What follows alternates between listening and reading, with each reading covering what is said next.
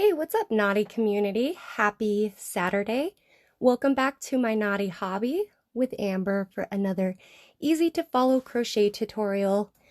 Today I'm going to be showing you guys how to do the crunch stitch, which is this pattern here.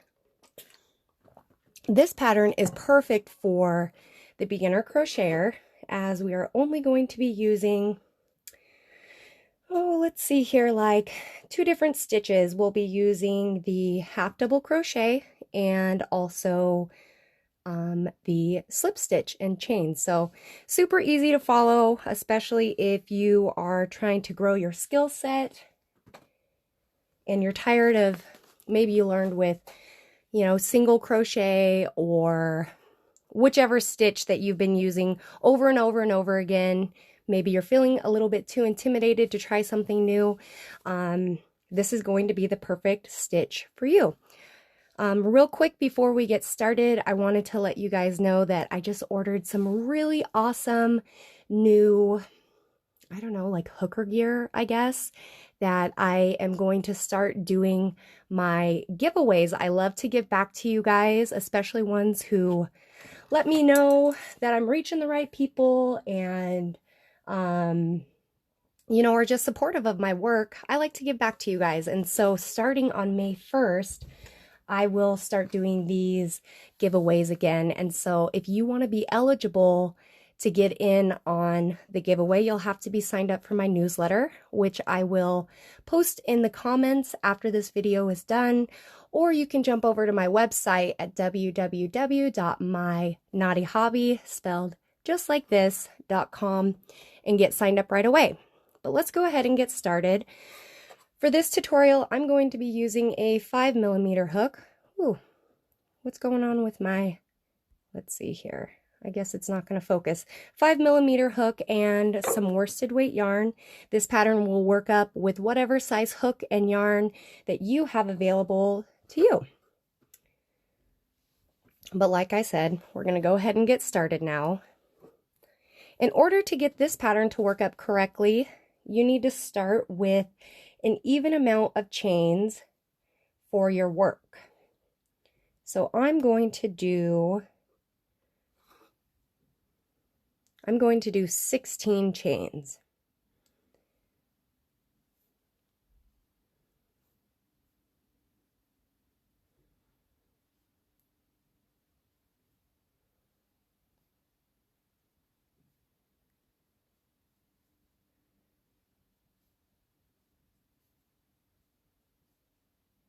There's 11. Oops.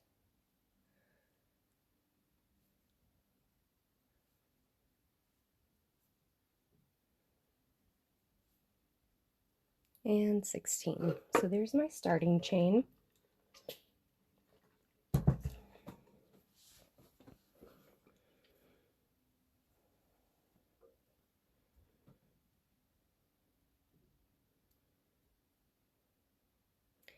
Okay, in our second chain from our hook, we are going to place a very loose slip stitch.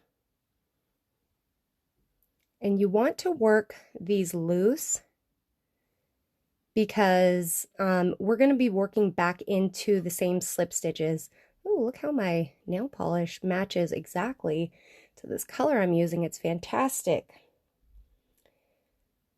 So you'll do your slip stitch, and then in our next stitch, we're going to do a half double crochet, which if any of the techniques that I'm using today are unfamiliar with you or unfamiliar to you, you can always back out of here, and in my video section on the page, I have tutorials for the stitches that I'm using.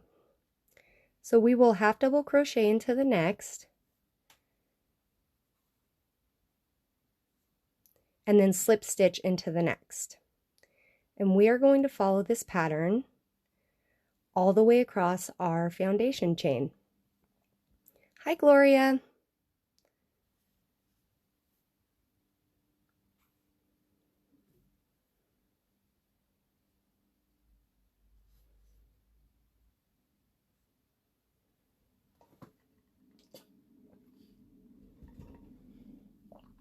I'm trying to counter the coffee that I drank this morning.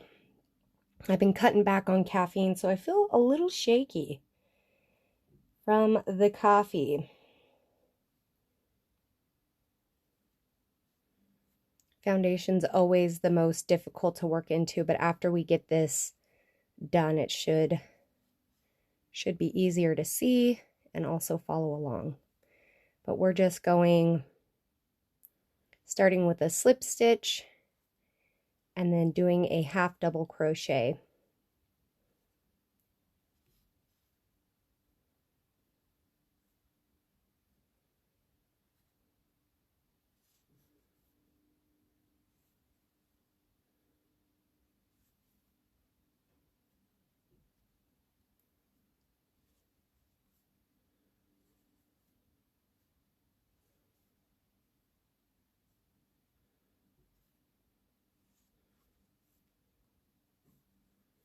Yes, we do end with a slip stitch into our last chain. Just make sure that you work it loose. Now we're going to chain up, chain two and turn your work. We're skipping this first stitch here because our chains count as our first stitch, as our first half double crochet. So skip this one here, and then into the next stitch, we're going to start that pattern over again, where we do a slip stitch,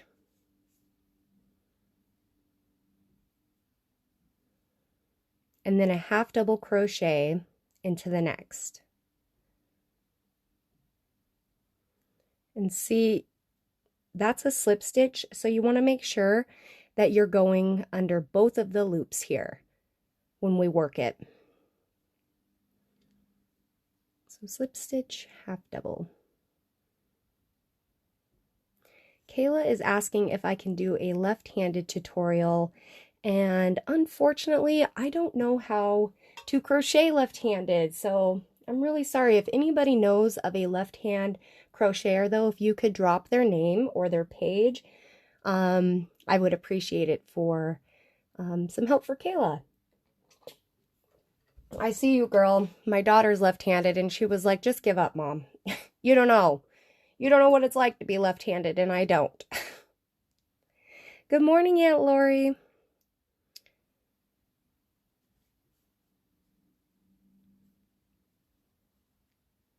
So we're just slip stitching and half double crocheting across to create a fun new texture. But like I said, I am working those slip stitches really, really loose because we are working throughout them.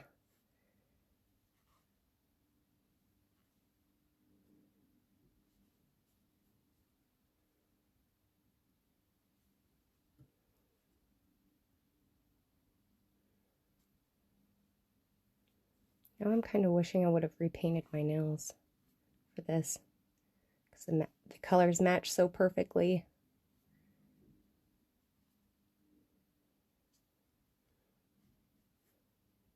Supposedly, here in North Dakota, businesses are supposed to be opening back up on the 1st of May. And so that's why I'm going to start doing my giveaways again. Okay, coming up to the end here, maybe I should have done an extra chain, but so slip stitch, half double. We actually need to work one more slip stitch into that extra chain that we did. And I'm not seeing it, so I'm going to put it in the same one because I need to end. I started with a slip stitch, and so I need to end with one.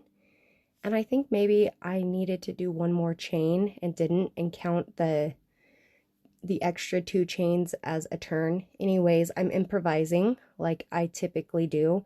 Luckily, it is in, you know, just the second row of our work, so it shouldn't be too noticeable. All of these are going to be the same though, where we chain up 2, count that as our first half double crochet, and turn our work. We're going to skip this first. That's the last slip stitch that we did. And we're going to work a slip stitch into the next stitch. And as you go farther along, the stitches do look a little bit, they are a little bit harder to see, which is another reason why working these stitches loose will serve you.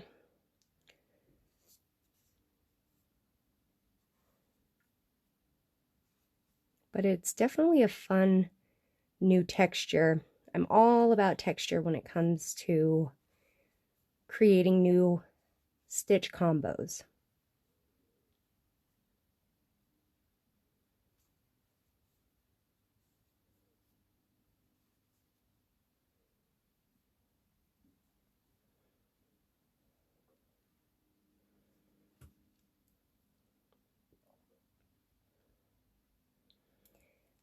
Carolyn, go ahead and start with an even amount of chains. This is a very simple pattern to get down once you get past your foundation row.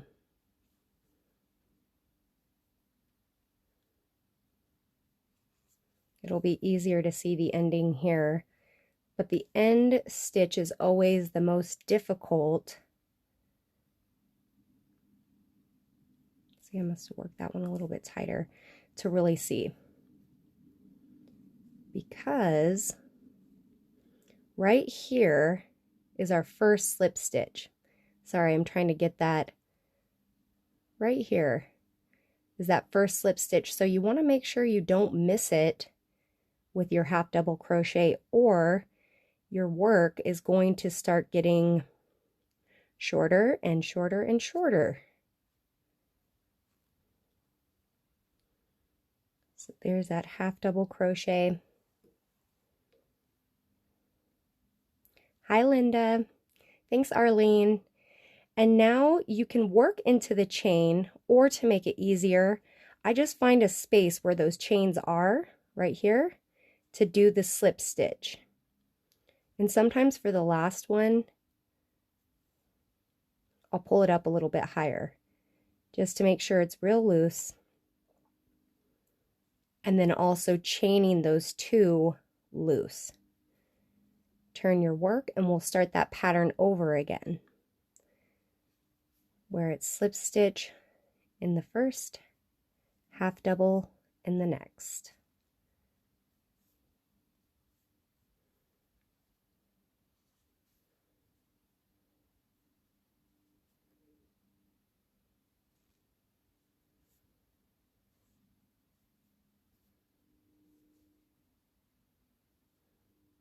That was 2 slip stitches, I believe.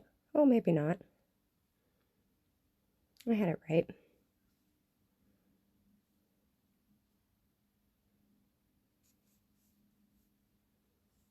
And soon as you start working this out, maybe it'll be a little bit easier to see on my practice piece. You'll start seeing these pop out a little bit more from those slip stitches, which give it that nice, I don't know, I kind of feel like they look like dog bones. Or, I don't know, from a distance, it kind of reminded me of a sewing machine too. I don't know. When I was looking for stitches though, they call this one the crunch stitch. And there's different variations of how you do this as well. You could always try it with different stitches, maybe alternating between a double crochet and a single crochet, or, you know, whichever kind of stitch you want to use. But I think that this is a good place for beginners to start if you're looking to add a new texture without, you know, being intimidated by a really wordy pattern or how to work a stitch. Okay, again here at the end, I don't know why this one is always so difficult to work into. Come on. Should have worked that looser.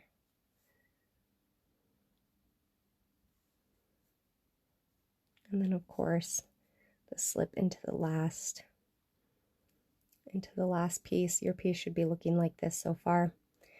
Hey Roseanne, this is called the crunch stitch. I'm going to work this one super loose. So there's just no...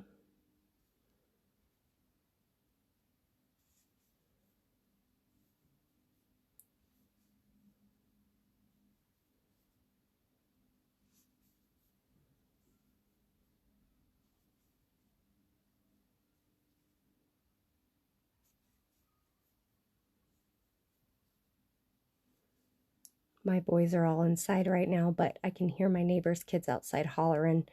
So I was straining to hear, is that my boys? Because last time I checked, my boys were still in their underwear. They, for whatever reason, think they don't have to wear clothes. Which for the most part I don't care, but I'm like, I'm real sick of seeing you guys in your Pokemon underwear. Let's get dressed. I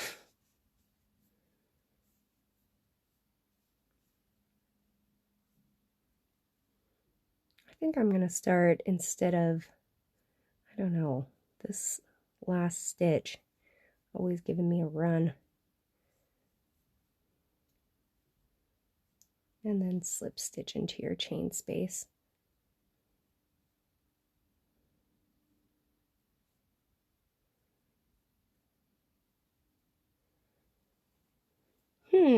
So Roletta's asking, use crunch to make what? And you could make a whole variety of things here. Remember, we're skipping that last slip stitch and working another one here. I think this would make a nice baby blanket. Definitely have really good coverage because it tends to be, what do you call it? Like just a more, what the heck is the word I'm looking for? Not wholly, you know, it's a more compact pattern.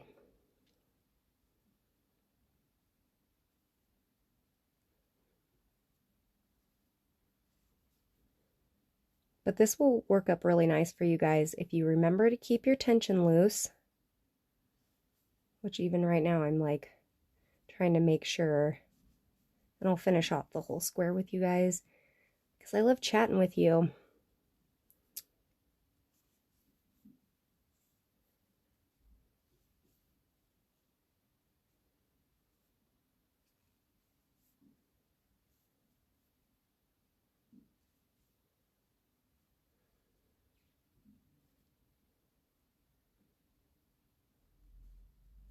That one was a little easier to work into. I wanted to touch on today too the importance of making a swatch, or when you see a pattern calls for, you know, working out a small piece before you actually start the project. And for the longest time, I would skip that process because I felt like, you know, my measurements would come out as long as I used my even tension, you know, that my pattern would come out the way that it was supposed to. However, what I learned oftentimes when you're working with a new stitch is it's important because as you become familiar with it, your tension changes slightly. And so the swatches are great for getting your hands familiar with the stitch before you actually do the project, so your entire thing will be even. So even though they can be a little bit tedious, especially if you're excited about starting a new project, if after you start you feel like it's not coming out right or the sizing is wrong, you may want to practice whatever the main stitch is that you're using until you have your tension dialed in where you like it.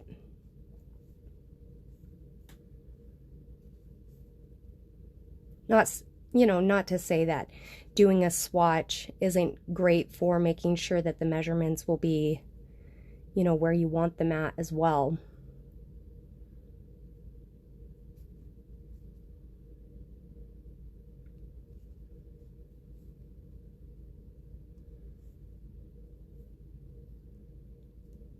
Then one more, I'm just going to find that chain space.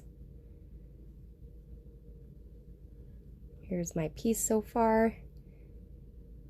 Little bit, you can tell, you know, I think I needed to add that extra slip stitch when we first started, so it looks just like it got a little bit wider, but still not bad. Little bit of blocking and you won't even be able to notice.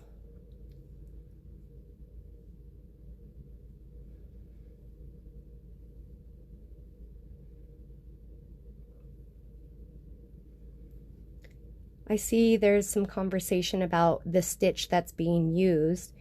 Something else that you guys might want to keep in mind is that with crochet, you can't reinvent the wheel, right?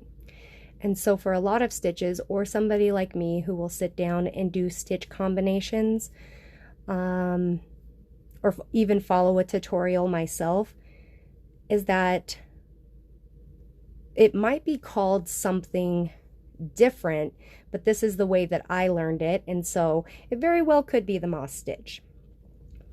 But the pattern that I had found, or the stitch guide, called it the crunch stitch.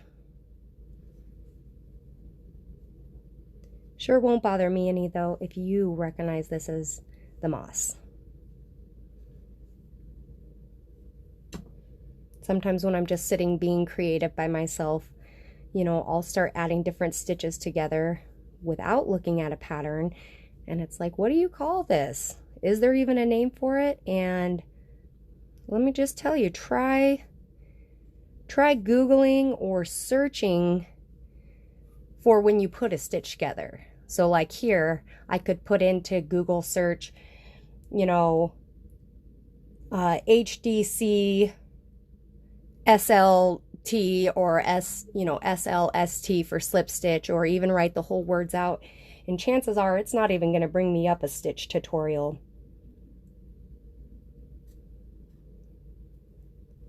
So if any of these you recognize and you're like, oh, I know for sure that that's the, you know, the lace lattice stitch, or whatever you know it as, you know, I would love to know, because I'm still learning too, you guys. And I realize that maybe when I do things, it's not the first time that it's been done. But I do have my own unique way of teaching it, so I still feel like there is lots of value there.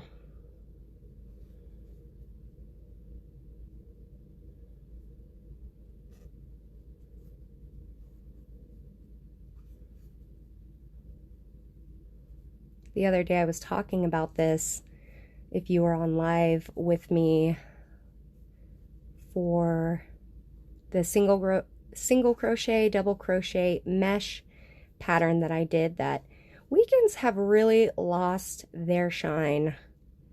When my kids last night realized that it was Friday, because on Fridays, you know, kids get to stay up later, I also realized it was Friday, and I'm like, when are Fridays going to be exciting again?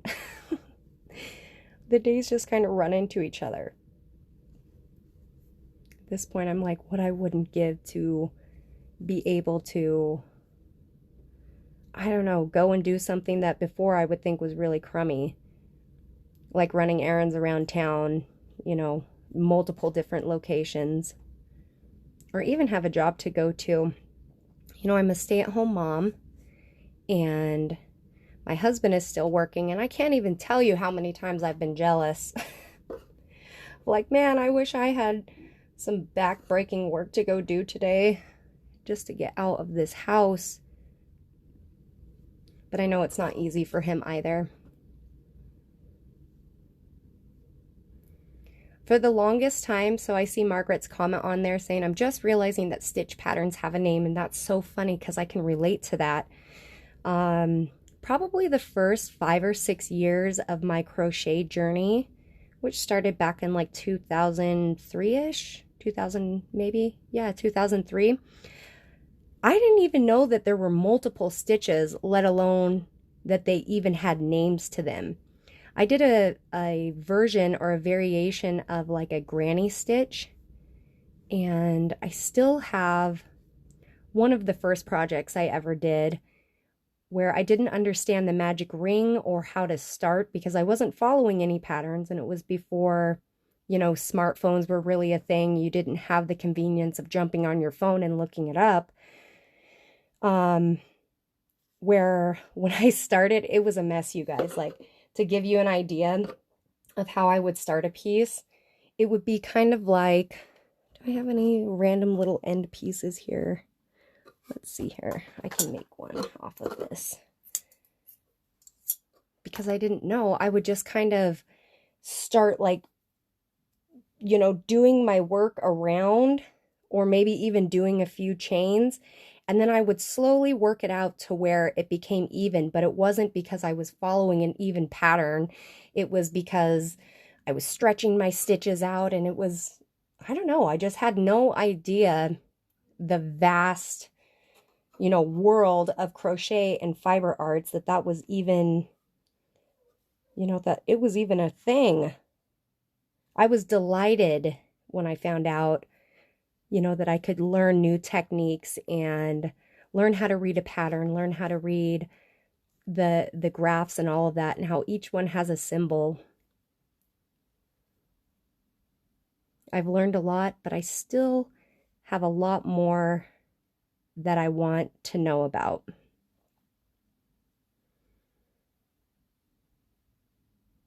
I think that this yarn might be 4-weight. I see Roletta is asking about the fiber I'm using. So I'm going to check for you real quick, but I want to say it's a 4. I'm using Flamingo Soft Secret. And let's check.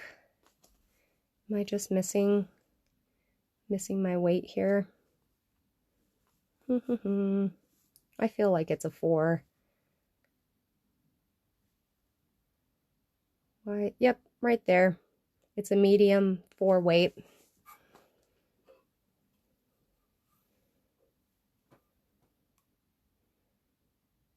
Foundation, Jen saying I've always had trouble starting my foundation row, and I actually hear that quite a bit.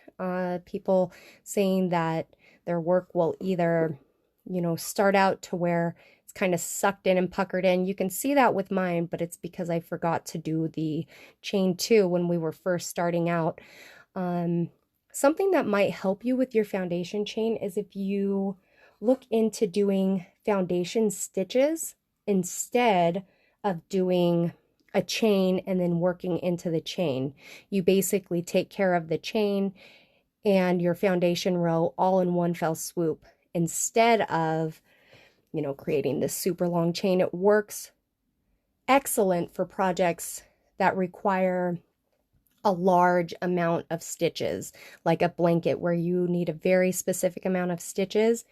Because if you happen to miss one or do too many, you don't have to pull out that long, tedious chain. You can simply count and either, you know, pull out a couple of your stitches or add as many as you need to do.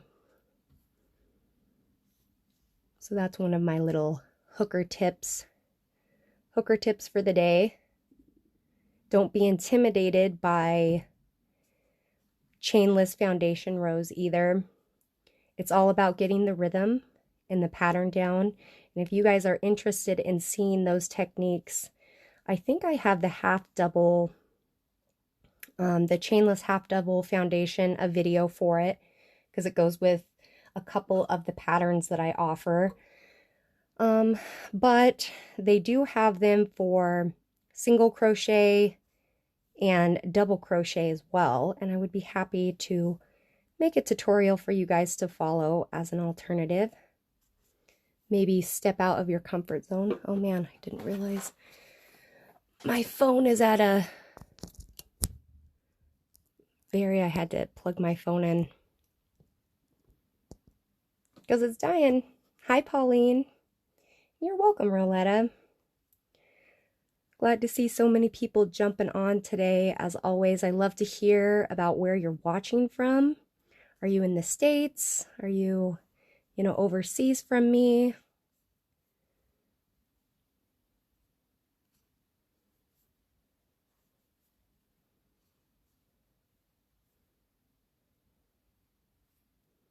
working into that small irritating little space, end of the row,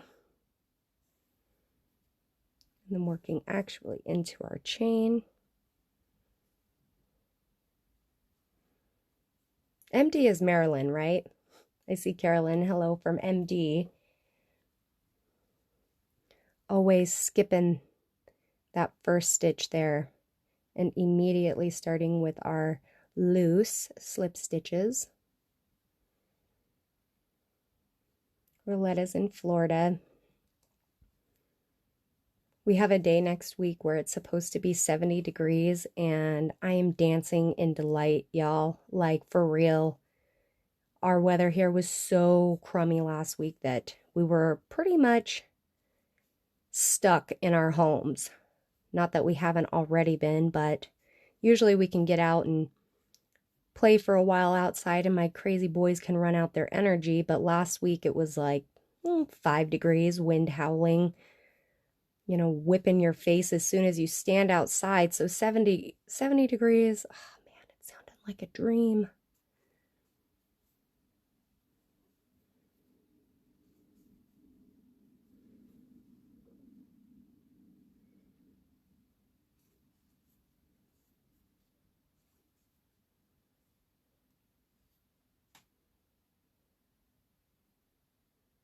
I just can't even. I'm thinking about seeing what it'll look like. We're far enough in the tutorial now that I don't think it's going to confuse too many people. And if you're just jumping on, just so you guys know, I always post my tutorials back onto my page. So if you're catching it like mid instruction, you can either save the video or share it to your own page, and that way you have access to it when I'm finished here.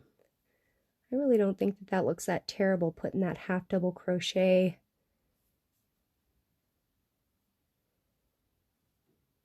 in there. This is what makes it so difficult is, you know, here's our beginning, our chain 2, and it becomes like hidden as soon as we do that slip stitch, and that's what makes it, like I said, difficult to work into. It can be frustrating.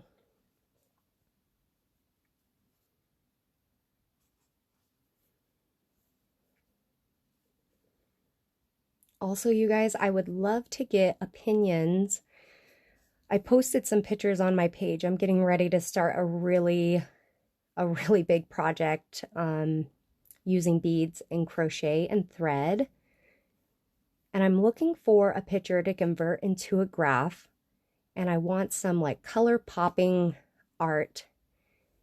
And I would love if you do an art outside of crochet, if you are a painter or love photography, and maybe you want me to use your art for this project that I'm doing, I would love to see it. Or if you just want to weigh in on some of the styles that I've chosen just from searching on Pinterest or Googling or whatever, I have those on my page.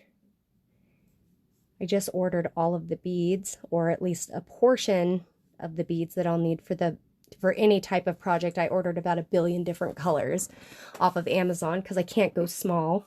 I always have to go big, just in case I need one color. I like to have all of the supplies available, but I'd love your guys' input. Or if you know an amazing artist who does lots of color, or maybe not even so much color, I'd love to see what's out there.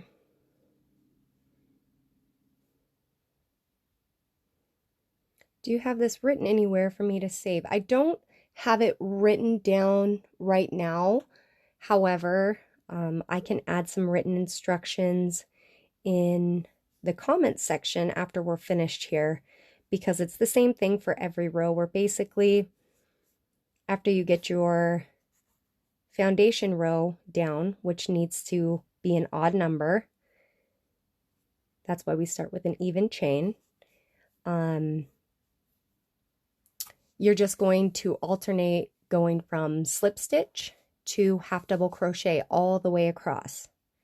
But I know hearing that can sometimes not register. It's easier when you're able to read it. So I will do, you know, a quick little written version in the comments here.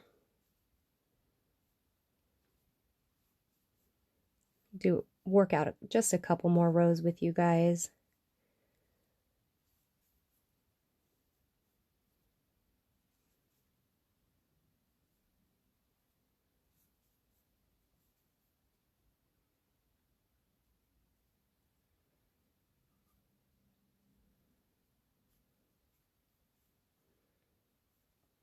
Oops, that was supposed to be a half double. Of course, I found that because I worked that last half double into that space below the last row, made that easier to work into. I don't know if that's going to be the case each time.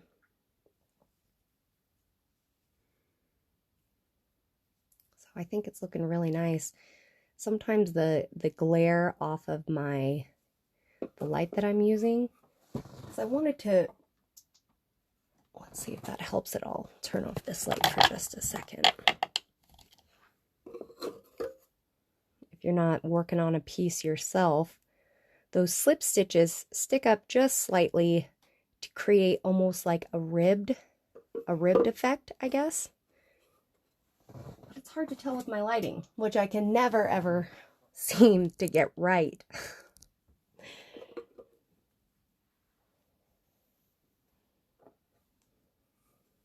Pretty good hooker, but not a very good, I don't know, like filmmaker or not photographer. What's somebody who does video production? I've been trying to learn, but man, it gets confusing quick when you go into like the advanced settings of your camera. I'm like, oh, here I am. I feel real smart. Advanced settings, and it's like, nope. No, actually, you don't feel smart.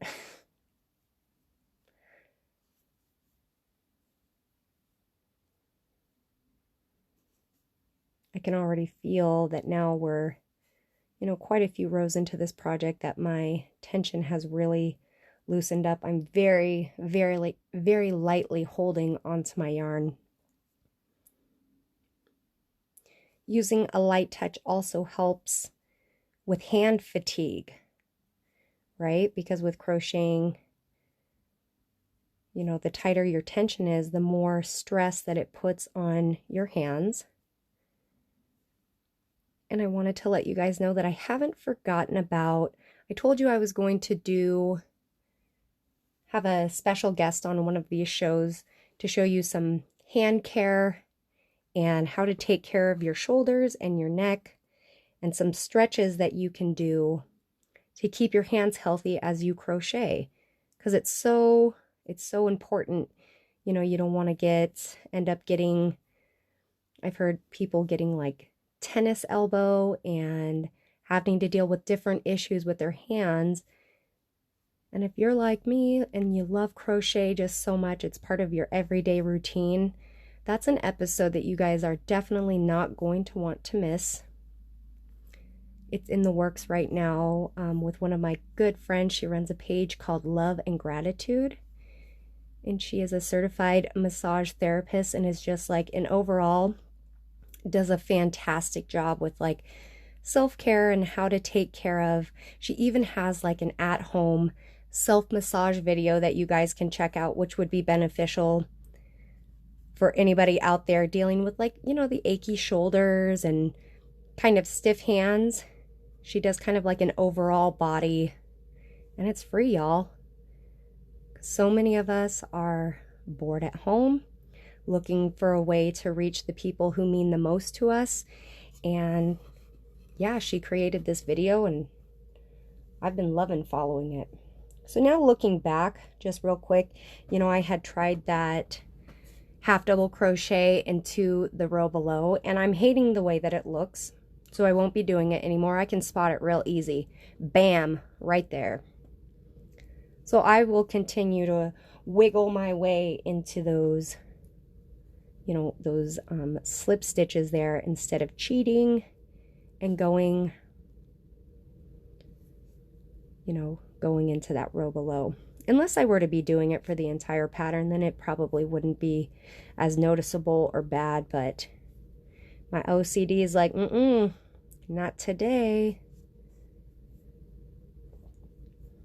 Roseanne, I'm definitely going to be posting, and I will even tag her page in the comments of this once the video is posted, but we are definitely going to be do like a co-host session where if I can figure it out, I told you I'm not very good with the advanced settings here, but I'm hoping to get her to jump on live with my page so you guys can see in real time,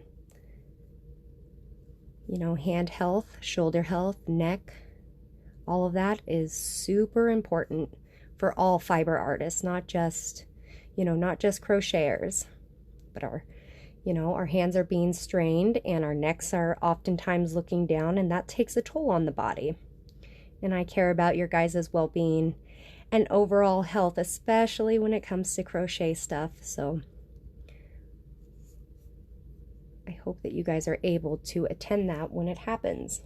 I'm guessing it'll probably be within the next, I don't know, week or so, depending on my super busy schedule.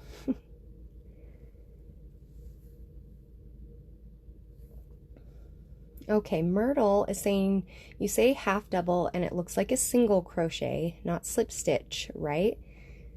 So I will slow it down just a little bit for you and show you the difference here. So we're always skipping that first stitch with this crunch stitch combo. And so we work our first slip stitch into here. A single crochet would look like this. I'm showing you the single right now, where you pull up a loop and you yarn over and then you pull through all two, or excuse me, both of your loops. With a slip stitch, the first part is the same, where you're going to pull up a loop, but that same loop you're going to pull through the one that's already on your hook, and that's what makes it a slip stitch. And I noticed you also were having a little bit of confusion with the half double. So into our next stitch, I'll slow it down for you. You yarn over and you insert your hook and drop a loop. So it's that yarn over that makes it different from the single crochet. When you have the 3 on your hook, you yarn over and you pull through all 3. And that's what makes a half double. So again, a slip stitch is where you'll pull up a loop of yarn, but then you pull that same loop through the loop that's already on your hook. So I hope that helps you understand the stitch a little bit better. And I don't have UK terms memorized, but I am using American terms in this crochet tutorial. I know that that can be incredibly confusing to some people, and I should mention it at the beginning of my tutorials that all of my work is always done in US terms because that's the way that I learned. I'm so thankful for that, because most of the patterns and things that I follow and I purchase are also written in American terms. There's been a few times where I've started on patterns and not read through the notes, and my piece doesn't come out right, and I'm full of frustration and anger, only to find out that it was actually in UK terms, and I had been doing it wrong all along. Why there has to be 2 different ways, you know, just kills me. I don't understand it.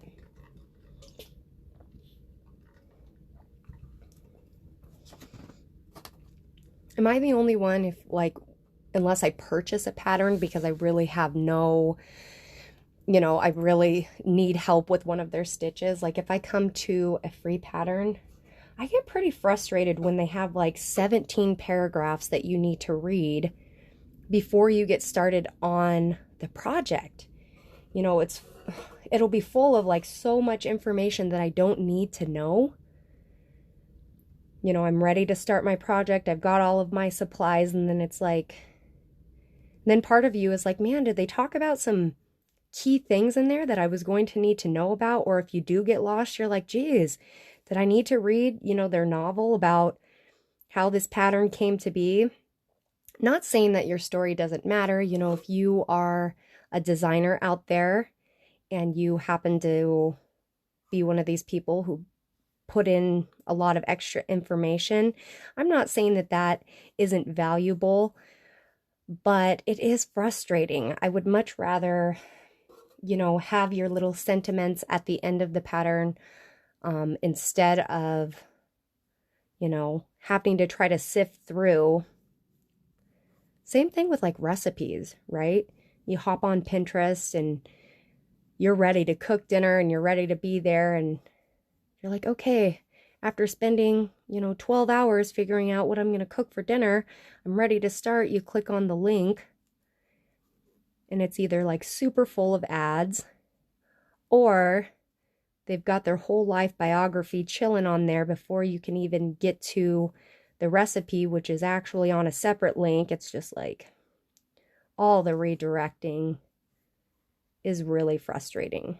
It's a good way, like if there's too much written, there's a good chance that I'm going to find a different pattern that isn't so wordy. So I've been asked a few times now. It looks like my square is almost complete. Where's my other little pink one? So this one's the hot pink, and this one's done in flamingo. And like I said, I think that it would make a really beautiful baby blanket, or you could even incorporate this into different hat stitches. I think this would make a really nice brim. So instead of doing, the way that I would do it if it was a brim is I wouldn't have done quite as many stitches. I probably would have done, this one I think was 20, this one's 16. This is actually pretty good size. I would keep growing this until it was able to fit all around my head.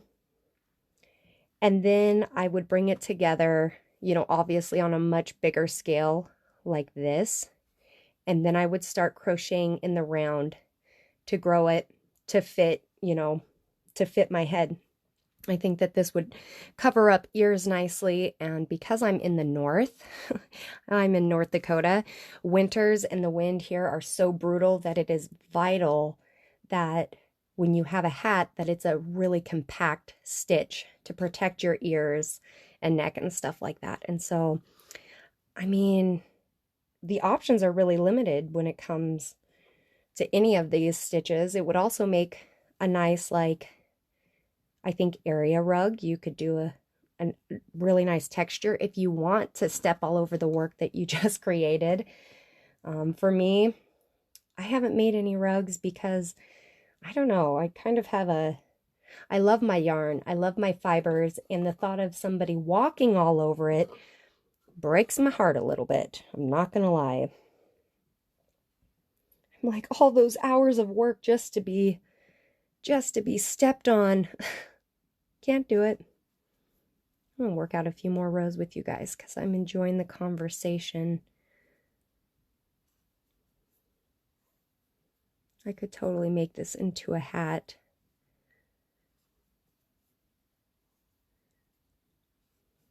Or I could just let it be another one of my swatches, which by the end of this year, at the rate that I've been putting tutorials out, I'm going to have one massive, ill-colored blanket or some kind of a project. I'm thinking about, all these little tutorials that I do, creating a tutorial blanket, I guess, or a naughty blanket.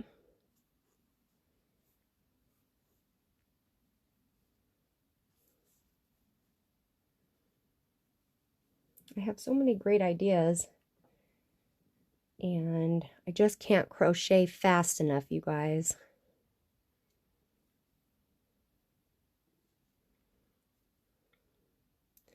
Yeah, with my intros, I try to be mindful of, like, especially keeping the people in mind who are going to be jumping on for the replay. I try to get right to the pattern and get your guys' information out, but then, relax a little bit, and the people who stick around and want to chat, That's my favorite part about doing this, but being somebody who's watched lots of video tutorials, followed many different patterns, you know, the super long intro and really the advertising that you see a lot of people do is frustrating to me. And don't get me wrong, I'm all about supporting small businesses, especially when it comes to crochet. If I love a pattern or a designer, I have absolutely no problem supporting their small businesses, but man, it really makes me look at the source that I'm using if they tend to be super long-winded. Thanks, Wanda. I think so too, Cherie. It's like the little piece of normalcy since I, started really doing these tutorials before the quarantine had started. It feels normal and it feels natural to me, and like things aren't maybe as crazy as I know that they feel for a lot of people out there.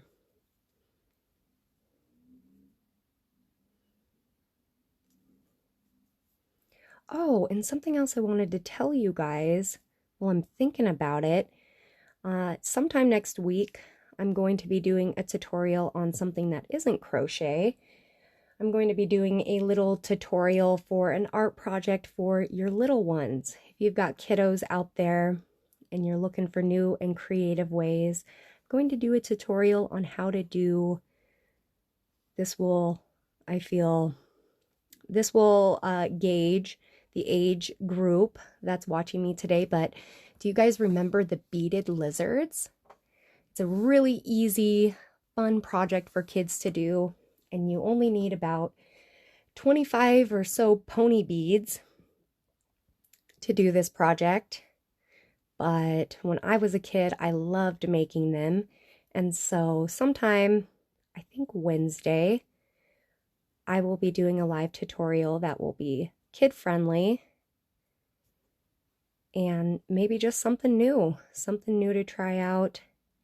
And if that one goes well, I'll also be doing a tutorial on how to make a snake jump rope using pony beads, which will take a lot more beads than the lizard will. But it's just kind of a fun project. It works the small motor skills and hand-eye coordination with it.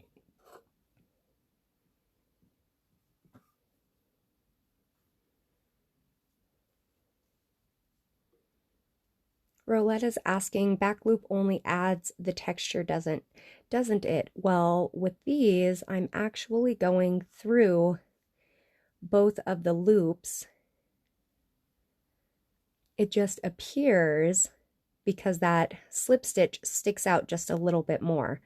So I'm actually going through both loops throughout this entire pattern, but the slip stitch is what is giving it that extra texture.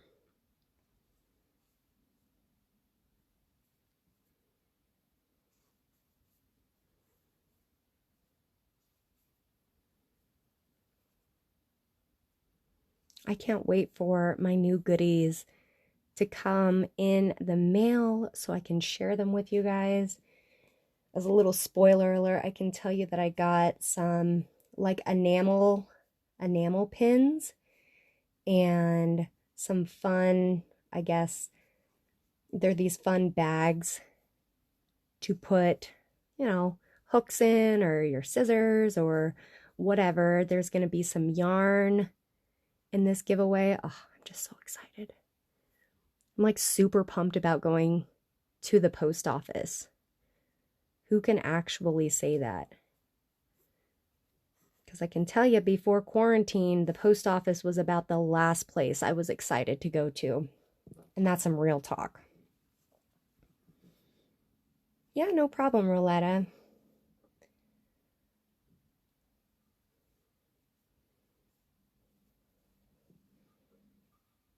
So it's growing slowly but surely. I wish you could see the texture more. It's too bad I did this one too much or you could even make like a really funky band, you know, and add blocks on and then create it into a hat. I don't know.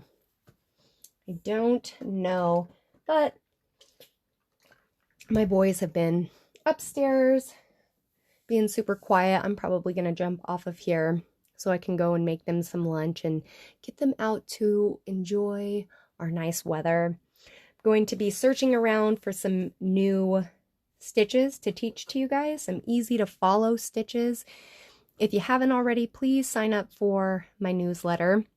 That's the best way to keep up with things, especially the giveaways that are going to be happening. That's where all of those details are going to be. It's always naughty. It's never ever spammy. In case you're like, man, I don't need somebody else sending me a bunch of junk.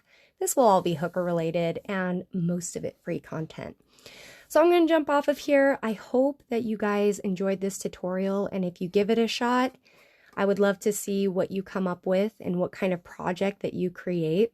Ooh, look, you can really see the texture when I kind of hold it like that. But this is the crunch stitch, or at least what I know as the crunch stitch. Very easy for beginners. I love catching up with you guys. Thank you for jumping on and chatting naughty with me today. And I hope that you have an absolutely wonderful weekend, you guys. Happy hooking, and I'll talk to you all real soon.